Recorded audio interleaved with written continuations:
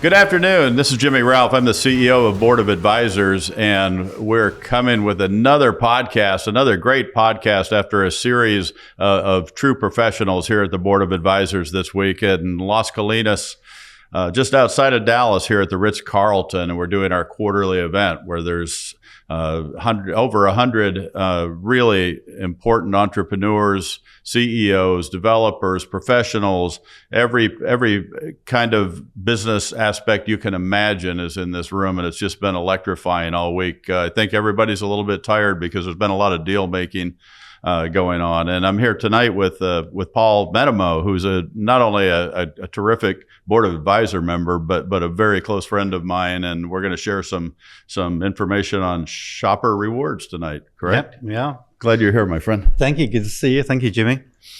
So, man, you guys are on fire. We've gotten to know each other socially, so I get the updates, and it's hard to even keep up with them.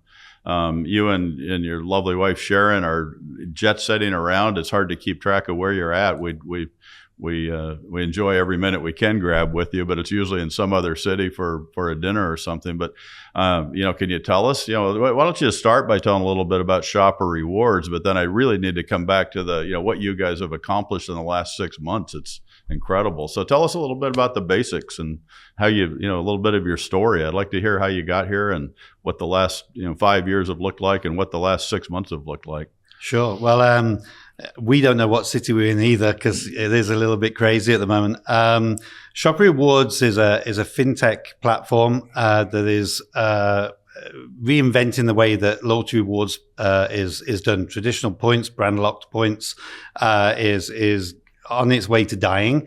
And we've created a new mobile wallet, instant cashback version, and new infrastructure that will power massive enterprise clients for the next decade.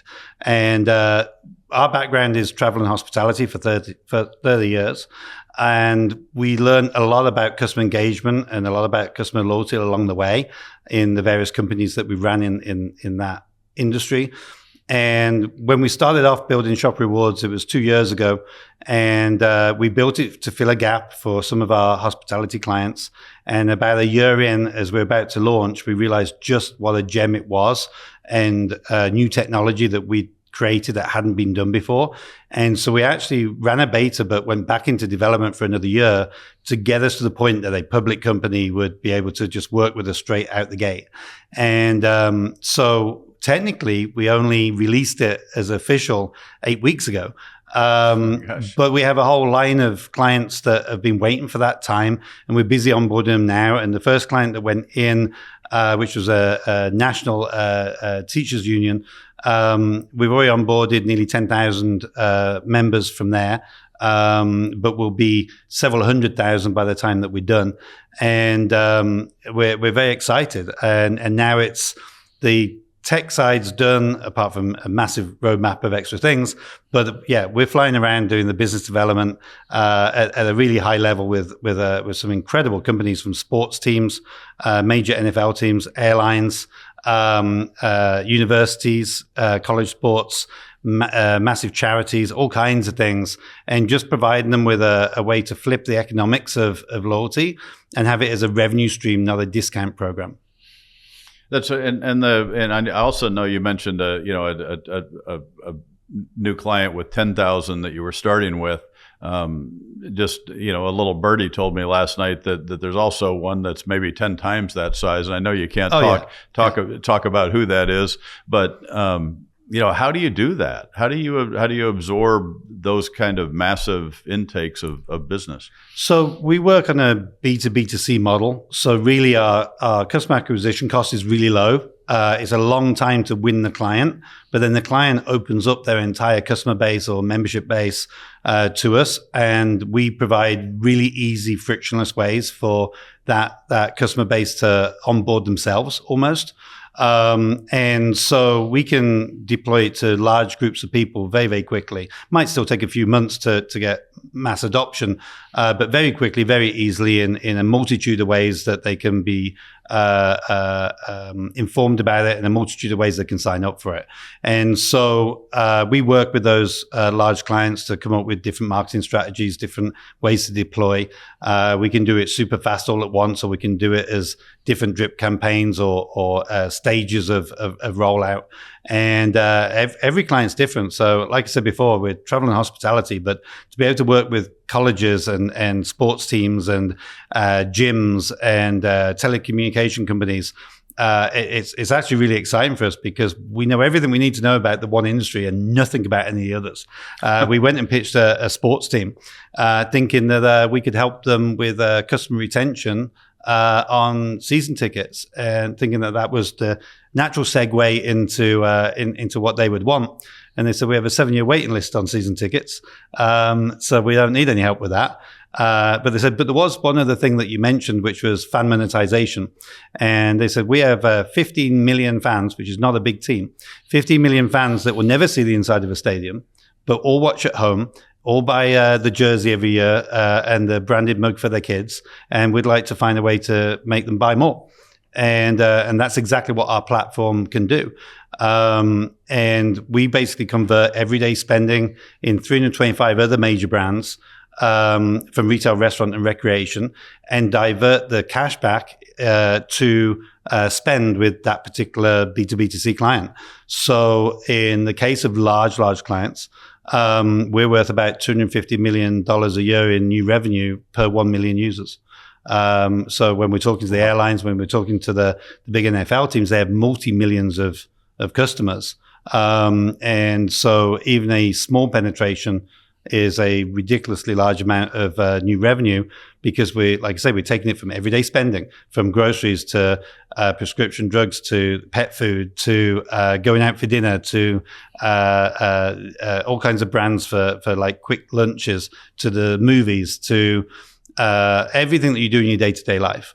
And then we're just about to launch now the ability to earn cash back on 1 million hotels, 30,000 cruise lines, 700 airlines, 150,000 activities and excursions while on a vacation, but converting it all into instant cash back, not points, not something that you have to hit a threshold before you can redeem, not something that you earn but forget about, real tangible instant gratification that in one version of our app can either be used anywhere they want, or in the big branded versions of our app can be used back with the brand that gave them the access. So the NFL team or the airline or whatever.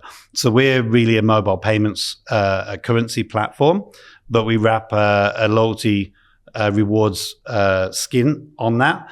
And then we've gone out and done the deals with all the major brands and now all the major travel aggregators to provide those rewards. So an individual client of ours, let's say a hotel or a gym or whatever, their normal idea of loyalty is, let's give them 20% off something. They no longer need to do that. They no longer need to eat that cost. There are plenty of other brands that will pay the price for that themselves. And so not only do we send them all that revenue, but they don't have to discount their products and services no more. So it turns loyalty from a cost factor into a revenue stream. Wow.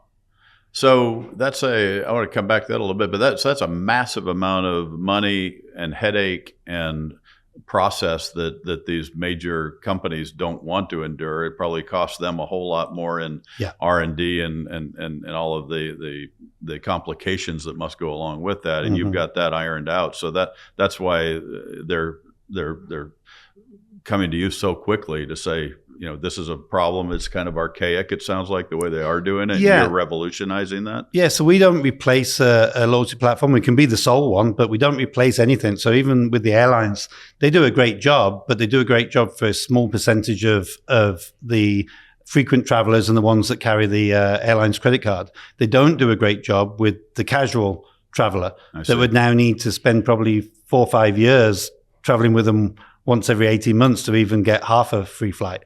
So we add a layer on top that allows people more ways to earn airline points or more ways to earn credit at a resort or credit at a merchandise store or whatever. Okay, so if the if the company, use airline for instance, hasn't sort of migrated or modernized with the rewards business, because they just favor the credit cards they have, or there's got to be a really probably a disproportionate amount of people that are once a year flyers or twice a year flyers. This gives them the chance to really participate in the rewards, which are, as you and I know, as travelers, that's significant. Yep. So. And then those more regular users that have the credit card get to double dip, because they can use the credit card as the payment method in our app, earn their points on the credit card, but still earn the cash back from us, and still get their reward points from whichever brand that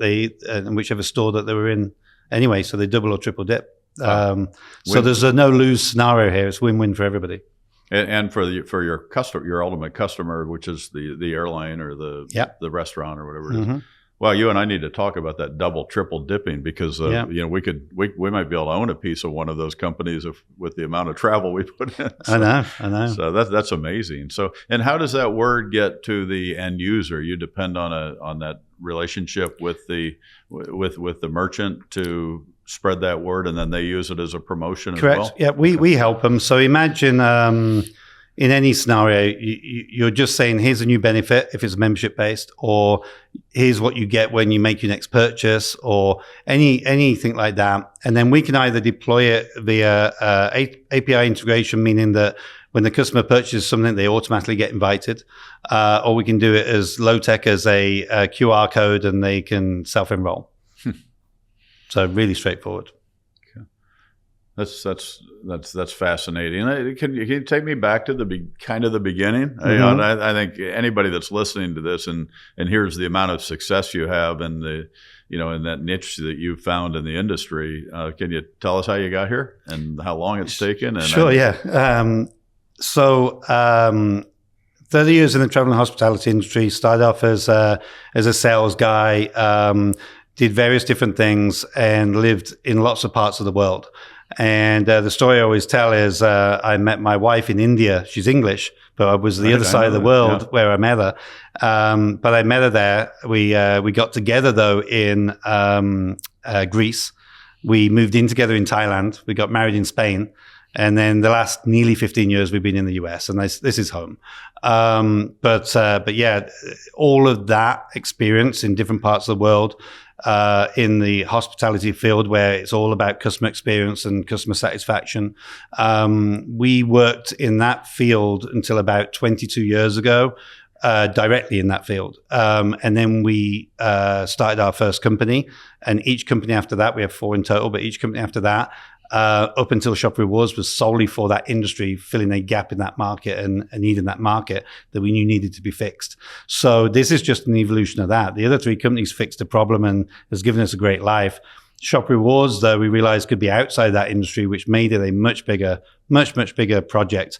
And whilst we've always self-funded everything that we've ever done, and we did self-fund the build on this and everything, we decided to start looking for investors to increase the speed to scaling. And we built this company to exit, which is what brought us to Board of Advisors. Great. That should have, Board of Advisors should help with all of those aspects, really, right? And you're right. At this point, you're going out to raise capital, and it's so proven that shouldn't be a if and when you can get it. It should be what the terms are. Yeah. Really. And it's getting there. Yeah. It took a little while. It's a very highly valued company for what would be considered a startup and pre-revenue.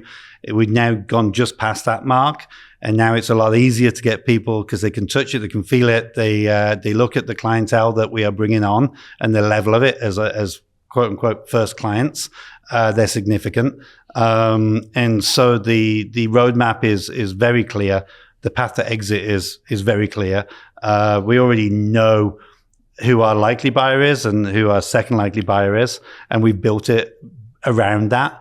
And what we thought would be a 5-year strategic move, by the time we got to Board of Advisors, which was a year ago, was already a 3-year exit plan. And we actually think we'll do that in 2 years, not 3. Wow. Yeah. That's exciting every morning, isn't it? Yeah, That's great. And the folks that you met at Board of Advisors have helped with that acceleration. Oh yeah, very much so. I mean, there's some incredible people here. Everyone is in their own right. But we've spent good money with some of them with their services. We've had some investors come on board out of the room. And just this week, I think it's 4 strategic partnerships that we've done.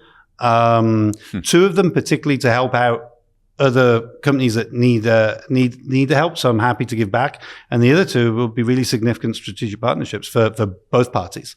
So I've been so busy. I've not been in the room as much as I'd like to hear everybody because I'm having all these meetings and it ranges from, like I say, strategic partnerships to clients to integrations to investors, all in the space of a few days.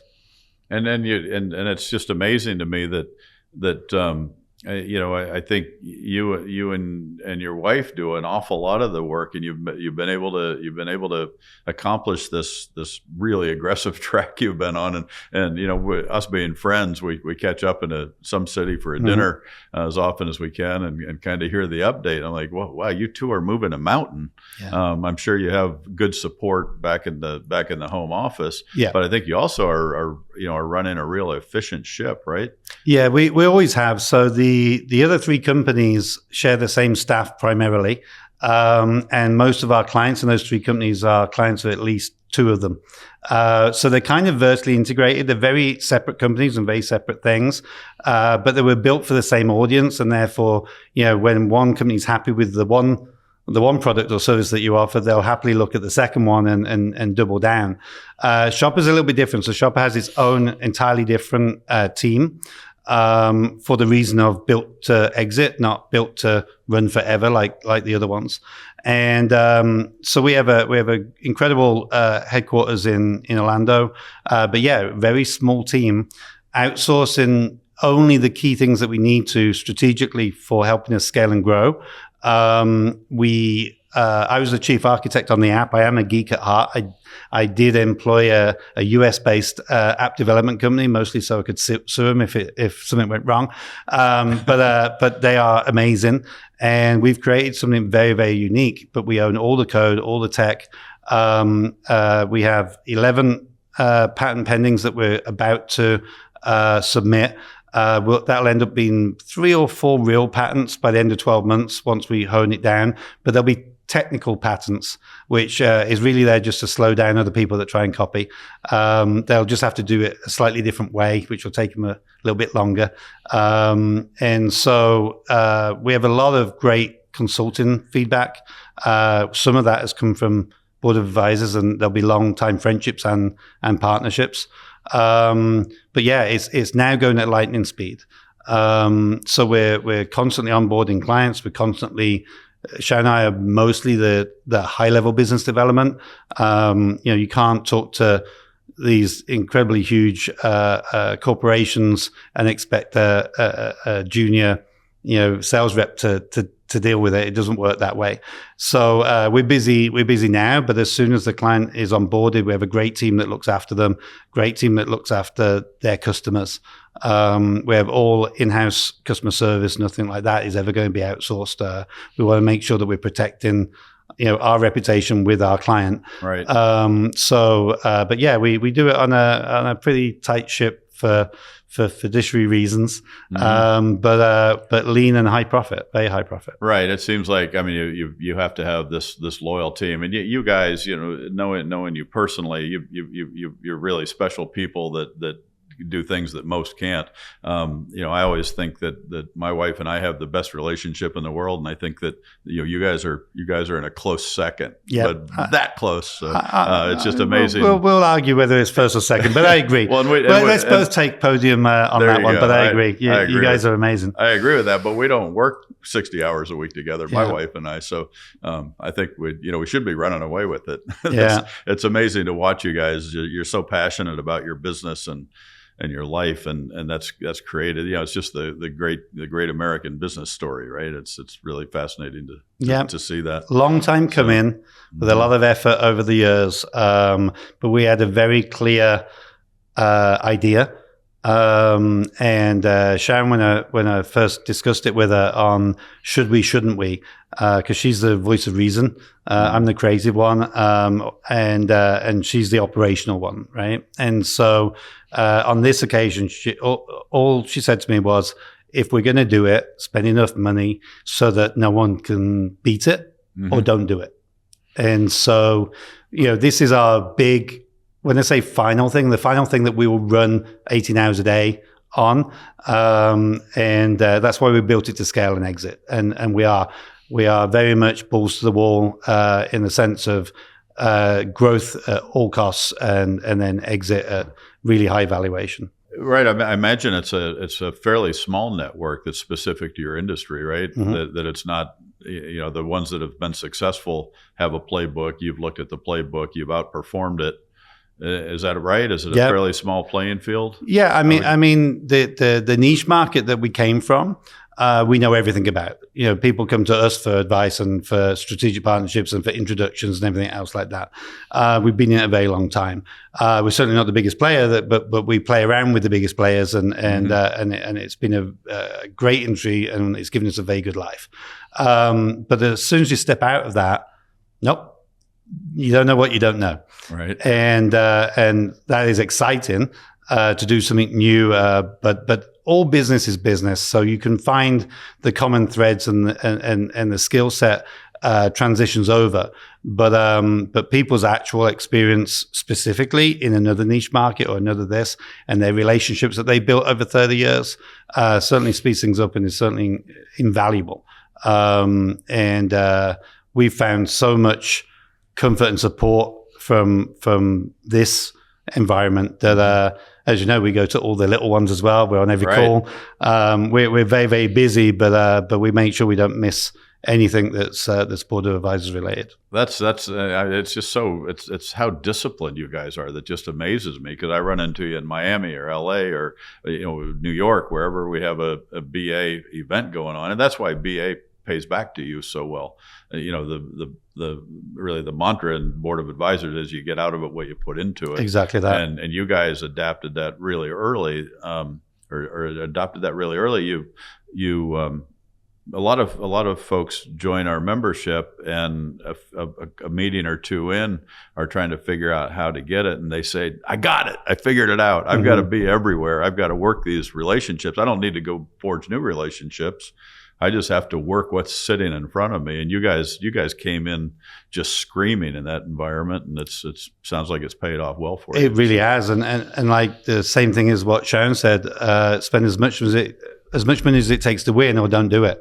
And it's the same thing. So we do everything 100% or more if it's at all possible, or we just don't do it. And exactly what you said, you get out of it what you put in. And I think most people in the room are like that. And then for the smaller events, it's always worth showing up, because there'll be a new face that you haven't met and may not meet at the larger quarterly events. Right. And so every opportunity is a missed opportunity if you're not there in the room. Well, I don't think you guys miss many in any aspect of your business. In fairness, we missed the first 2 days of this time for the very first time, but we were at another event, and we did get a new investor from there and a new client from there. So can't be in two places at once. That's forgivable, and really what I meant by that is you don't miss many opportunities. Period. No. Not just with board of advisors, but in business and in life and in opportunity. You guys are just tremendous. You're fun to watch. You're fun to be friends with, and I'm glad you're in our life. I'm glad you're in the board of advisors' life. And look forward to the next 2 years watching what you do. The same. It's exciting, my friend. Thank you so much.